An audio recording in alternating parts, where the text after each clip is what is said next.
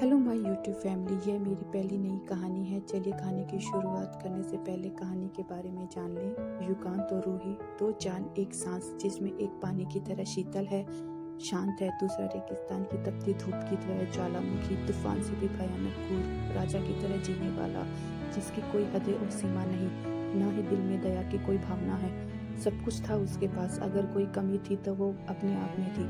जिसने अपने पिता की खातिर करनी पड़ी उसे एक ऐसी लड़की से शादी जिसके अंदर दफन थे कई राज जो बन गए युगांत राणा का वजूद। कौन थी वो लड़की, क्या थे उसके राज? जब सारे राज आएंगे युगांत के सामने।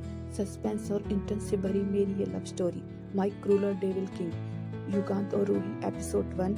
यूरोप, सुबह का वक्त।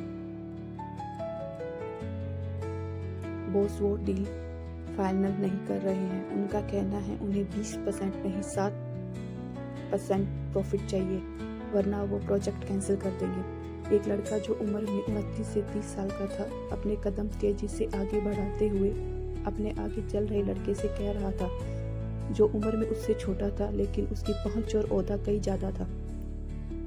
उसी के पीछे चल रहे लड़के की बात सुनकर आगे चल रहे लड़के कदम रुक गए और अपने माथे पर 2 उंगलियों को सहलाते हुए फिर आगे बढ़ते हुए अपनी दबंग आवाज में कहा, उसे कह दो अगर 20% प्रॉफिट नहीं चाहिए तो तुम्हें अब सिर्फ 10% ही मिलेगा, और अगर तुमने डील कैंसिल करने का मन कर लिया, आगे जो होगा तुम देख लेना। उसका ईगो हर्ट हो गया था। उसे मना कर दिया जो इस दुनिया का राजा था, जिसने सामने किसी को बोलने की हिम्मत तक नहीं होती थी। सीधा सीधा प्रॉफिट के लिए मना कर दिया। यह बात उसे बिल्कुल भी अच्छी नहीं लगी थी।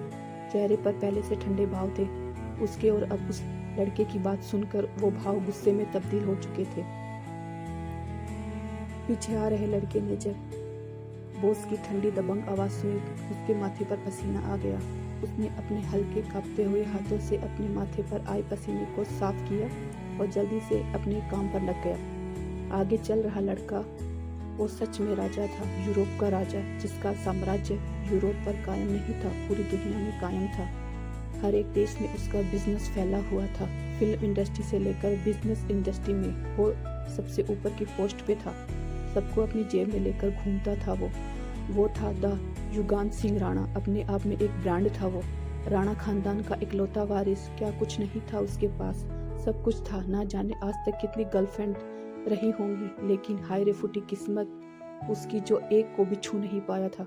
कोई मेडिकल इशू नहीं था उसका, फिर भी उसकी जिंदगी में इतनी सारी गर्लफ्रेंड होने के बाद भी वो खुशी कभी उसे नसीब नहीं हुई थी। युगांत गाड़ी के पास तेजी से जाने लगा।